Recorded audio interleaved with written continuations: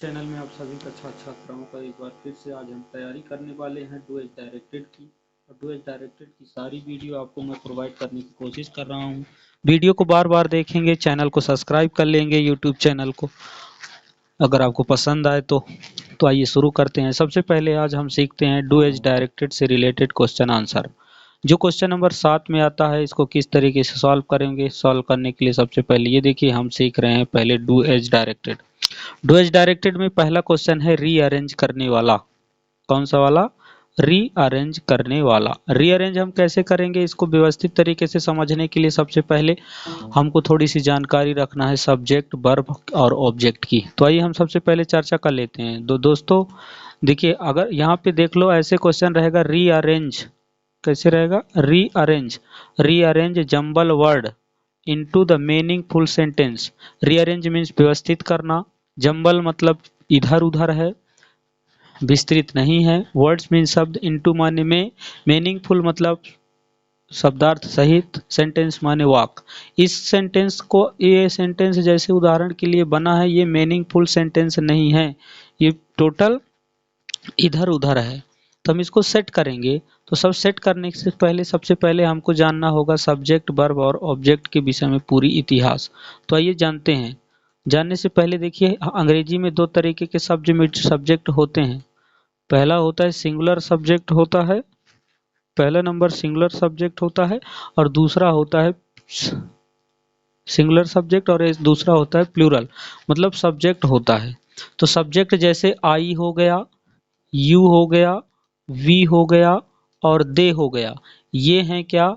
ये हैं सब्जेक्ट। ये क्या है? ये सब्जेक्ट है। और जब सब्जेक्ट है तो किस नंबर के सब्जेक्ट है? प्लूरल नंबर के सब्जेक्ट हैं। और इसको देखो, ही, सी, इट और राम, ये कौन सी नंबर की सब्जेक्ट हैं? सिंगुलर नंबर के सब्जेक्ट हैं। तो हमें, आई होप आपको पता चल गया होगा कि अंग्रेजी में दो तरह के सब्जेक्ट होते हैं, एक सिंगुलर नंबर के और एक प्लूरल नंबर के। आप ये बात समझ गए होंगे, कॉपी में लिख भी लिए होंगे। अब आइए चर्चा करते हैं वर्ब की। वर्ब कितने प्रकार के होते हैं, ये देखिए। वर्ब के निम्नलिखित प्रकार होते हैं वैसे: auxiliary verb, helping verb, main verb और V1, V2, V3। तो हमको उससे मतलब नहीं है, हमको मतलब है वर्ब को पहचाने।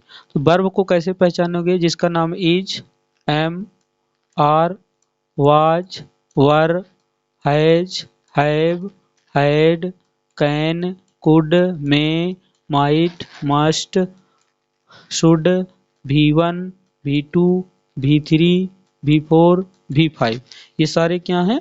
ये वर्ब हैं। तो हमने इसको पहचान लिया। अब पहचानने के बाद हमको सेटिंग करना है। तो कभी भी जब रीअरेंज करो, कभी भी जब रीअरेंज करते हैं, तो रीअरेंज करने के लिए हमको सबसे पहले सब्जेक्ट को लिखना पड़ता है। जो सब्जेक्ट दो तरीके के हमने पढ़ा, तो सेट कैसे करोगे ध्यान से देखना। तो सेट करने के लिए सबसे पहले हम लिख देंगे सब्जेक्ट, लिखेंगे, इसके बाद वर्ब लिखेंगे। कौन सी वर्ब लिखेंगे?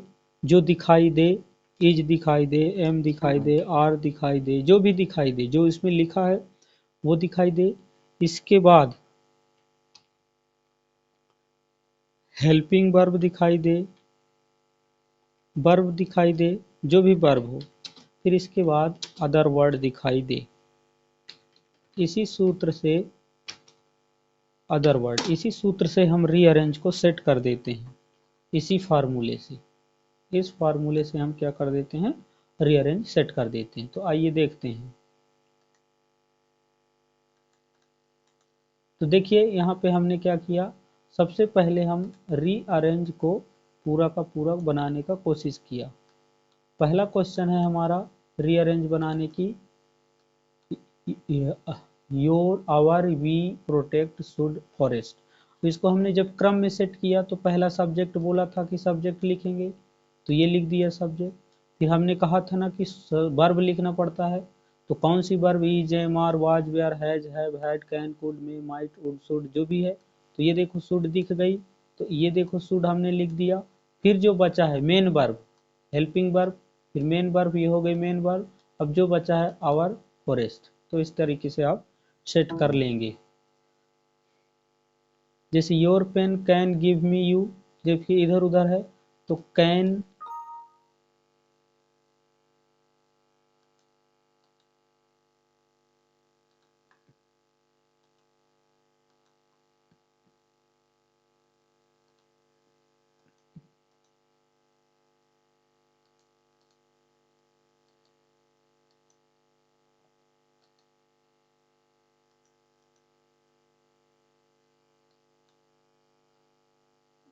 कैन ये दिखाई दे रहा है। Your pen can give you, यहाँ पे देखो इसको सेट कर दिया। Can you give me your pen, can you give me your pen. मतलब कुल मिला के आपको रीअरेंज करते आना चाहिए। सबसे पहले आप सब्जेक्ट लिखोगे, सब्जेक्ट के बाद आपको क्या लिखना है, सब्जेक्ट लिखने के बाद आपको लिखना है वर्ब लिखना है। दूसरा देखिए change to tense, change to tense हमें सीखना है। तो चेंज इनटू टेंस भी हमको कैसे सीखना है, इसको चर्चा करते हैं। चेंज इनटू टेंस, देखिए यहाँ पे आप देख रहे होंगे चेंज इनटू टेंस को, ये देखिए ये चेंज इनटू टेंस। अब चेंज इनटू टेंस को हम कैसे चेंज करेंगे, तो दिए गए निर्देश के अनुसार हम चेंज करेंगे। जैसे he helped him, change into simple present tense. अब हम यहाँ देख रहे हैं ये V2 किसकी पहचान है। टेंस को पहचानने के लिए हमको क्या जानकारी होना चाहिए,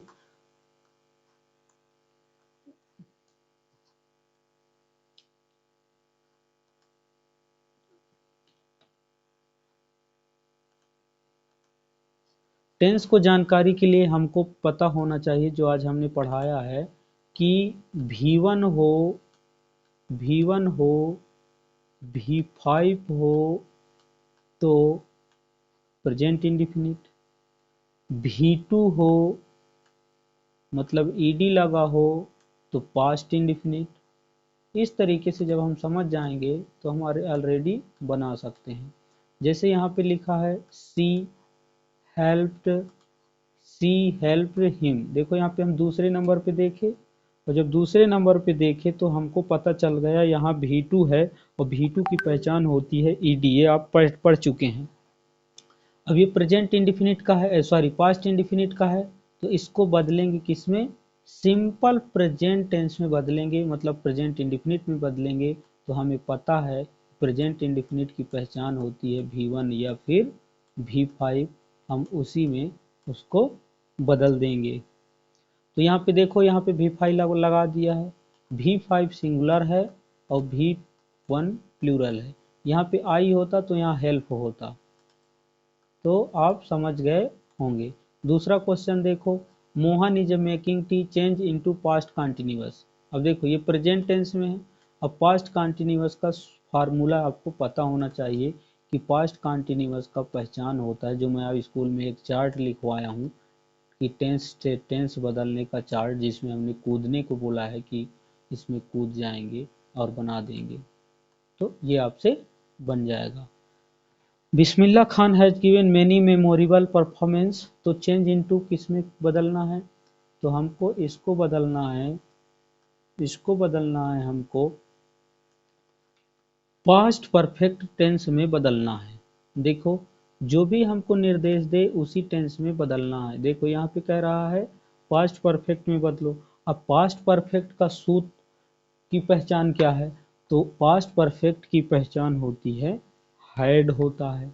तो यहाँ पे आपको पता होना चाहिए कि यहाँ पे तो हैड प्लस V3 लगेगा, हैड प्लस V3 होगा। आप जानते हैं अगर इसमें कहा जाए कि पास्ट कंटिन्यूअस, तो भैया पास्ट कंटिन्यूअस का हमको पहचान जानना होगा। पास्ट कंटिन्यूअस का पहचान होता है, पास्ट कंटिन्यूअस का पहचान होता है वाज और वर, वाज और वर, वाज और वर होता है। तो यहाँ पे वाज और वर लगा है, देख लो। इस तरीके से हमको बदलते हमसे बन जाना चाहिए। अगला देखिए, आगे बढ़ रहे हैं। टेंस से टेंस में बदलना, यहाँ पे कह रहा है प्रेजेंट परफेक्ट, तो तुमको जो भी टेंस में बोलेगा उसी टेंस का पहचान याद करके रखना है। अब टेंस की पहचान कहाँ से रखोगे, ये बात हम चार्ट में लिखवा दिए हैं, उसी चार्ट से आपको देख करके टेंस के सारे पहचान को ध्यान रखना है। तो ये हो गई, इस टेंस में बदलना है तो इस टेंस का पहचान जानना है, और इस पास्ट कंटिन्यूअस का तो इसमें बदलना है तो इस टेंस का फार्मूला लगा देंगे, और ये इसमें बदल देंगे। तो टेंस में टेंस बदलना आप सीख गए होंगे मुझे लग रहा है। आइए अब अगला बदल डुएट डायरेक्टेड में हमने पढ़ा था। तो अब कुल मिला के ये कहा जाए कि जिस भी टेंस में बोलेगा उसी का फार्मूला हम लगा देंगे। प्रेजेंट इंडिफिनिट का बोला तो प्रेजेंट इंडिफिनिट का पहचान V1 V5, पास्ट कंटिन्यूअस था वाज और वर, फिर उसमें लगा देंगे। आइए अब हम देखते हैं निगेटिव कैसे बनाएं। तो निगेटिव बनाने के लिए हम यहाँ पे कुछ क्वेश्चन उठा के रखे हैं। पहला क्वेश्चन है मेक निगेटिव। यहाँ पे ऐसे देख लीजिए कैसे बनाएंगे निगेटिव। तो हम जस्ट दूसरे नंबर पे देखेंगे, कहाँ देखेंगे, दूसरे नंबर पे देखेंगे, और दूसरे नंबर पर जब देखेंगे, दूसरे नंबर पे हम जब देखेंगे तो एक ही बात याद आना चाहिए हमको। दूसरे नंबर पे हम देखेंगे तो क्या याद आना चाहिए, दूसरे नंबर पे हम ये देखेंगे कि क्या V1 है,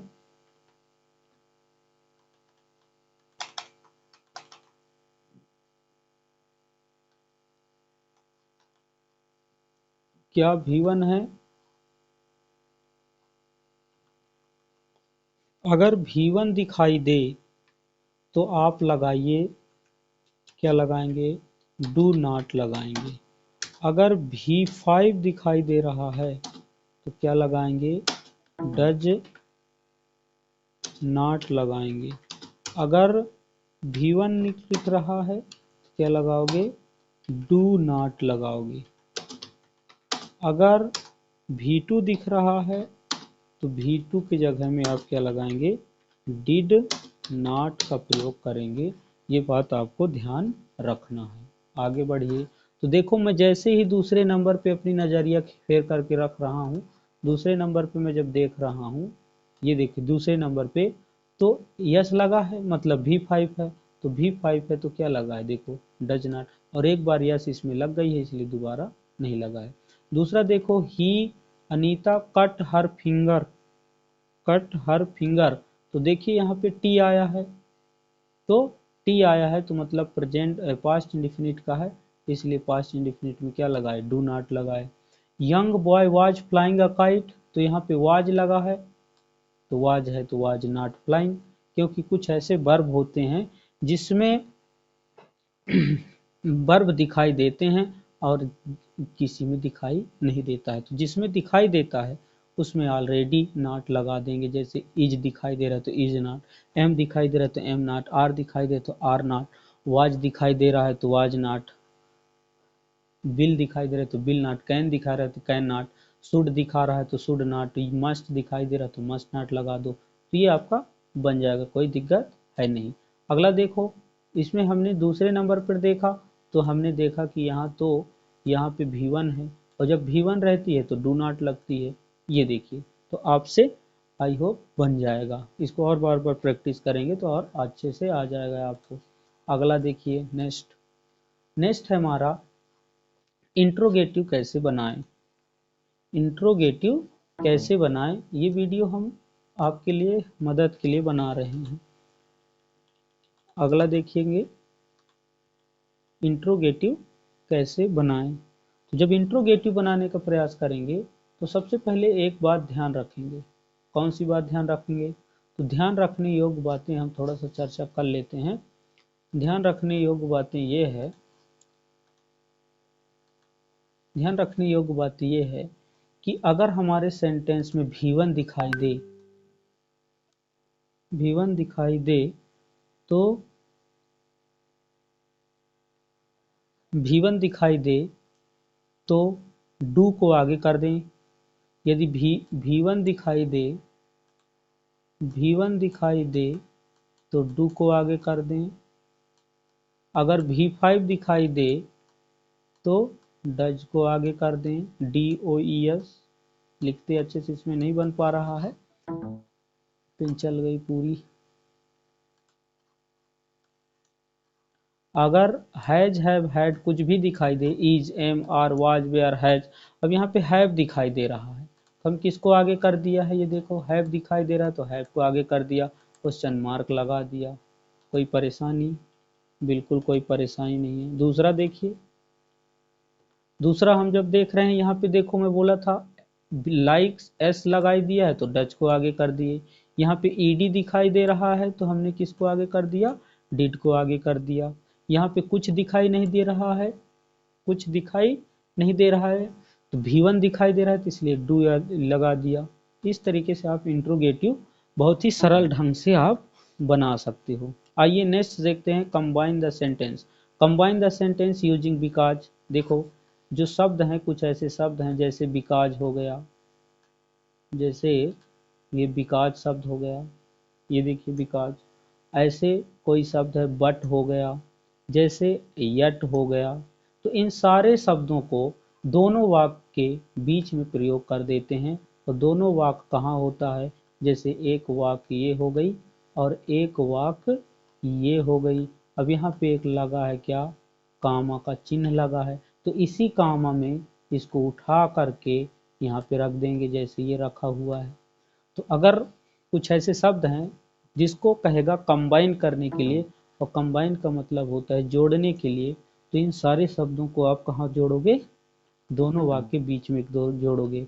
जैसे ये हो गई एक और ये हो गई, अब इसको दोनों वाक्य के बीच में जोड़ देना है। बट ही वर्क हार्ड, वह बहुत मेहनत करता है, परंतु he could not pass the exam, परीक्षा में असफल हो जाता है। Train was delayed, train late हो गई थी, क्योंकि वेथर वाज बैड, क्योंकि मौसम बहुत खराब था। तो बिकॉज का, एट का, वेट का बीच में प्रयोग करते हैं। आइए अगला अब सीखते हैं हम, नेक्स्ट चैप्टर है हमारी। वीडियो जरूर थोड़ा सा लंबा होगा लेकिन आप पूरा देखेंगे अच्छे से तो आपसे बनने लगेगा। आइए थोड़ा सा इसको देखते हैं। लिख रहा है combine using so, so dot dot that. अब सो डॉट डॉट दैट आपको मैंने पढ़ा चुका है, तो कैसे करेंगे, तो मैंने बोला था आपको, लिखाया है स्कूल में कि अगर इंग्लिश के वाक्य में वेरी शब्द हो और दोनों वाक्य के बीच में कामा हो तो वेरी को हटाकर उसके स्थान में सो को लिख देते हैं। क्या लिख देते हैं, सो को, और दोनों वाक्य के बीच में क्या लगा देते हैं, दैट को लगा देते हैं। इस तरीके से आपको सो दैट का प्रयोग बन जाएगा। जैसे यहाँ पे वेरी लिखा है, देखो यहाँ पे इसको उन्होंने क्या किया है, हटाया है और उसकी जगह में क्या किया है, सो को लगा दिया है। कामा है यहाँ पे, बिंदी है, बिंदी को कामा कहते हैं, इसलिए यहाँ पे दैट लगा दिया है, तो आपसे बन जाएगा। अगला देखिए, इफ अनलेस का भी प्रयोग सिखाया हूँ। तो यहाँ पे if you do not study regularly you want learn your lessons. तो यहाँ पे कह रहा है कि अनलेस का प्रयोग करिए। तो मैं आपको एक बात बताया था कि अगर इफ़ है तो किसका प्रयोग करेंगे, अनलेस का, मैं आपको सिखाया था। और अगर अनलेस है तो प्रयोग करेंगे इफ़ का। तो हमारी क्वेश्चन में कि किसका प्रयोग है, यदि इसमें लगा है, देख लीजिए इफ़ लगा है, पहले से लगा है, ये देखिए, तो हमें इसमें अनलेस लगाएंगे जैसे उत्तर में लगाया है। तो अनलेस के जुड़ते ही मैं बोला था कि डू नॉट, डज नॉट हट जाता है, और इफ़ के जुड़ते ही डू नॉट, डज नॉट लग जाता है। तो जैसे हमने अनलेस जोड़ा और डू नॉट को भी हटाया और पूरा का पूरा उतार दिया, ये देखिए, कोई दिक्कत नहीं। If he does not rain, यदि वर्षा नहीं होती तो फसलें नहीं होंगे, इसलिए अनलेस है। और अनलेस के इतना ध्यान रखोगे कि अनलेस के जुड़ते ही डज नॉट या डू नॉट जो भी रहेगा, जो भी नॉट रहेगा वो हट जाएगा, और इफ़ के जुड़ते he does not, do not लग जाता है। इस तरीके से आप इसको भी सीख गए होंगे, मुझे आशा है। इस तरीके से हमारा डू एज डायरेक्टेड समाप्त होता है। वीडियो आपको कैसे लगे कमेंट बॉक्स में ज़रूर बताइए। जय हिंद, जय नमस्ते, जय भारत।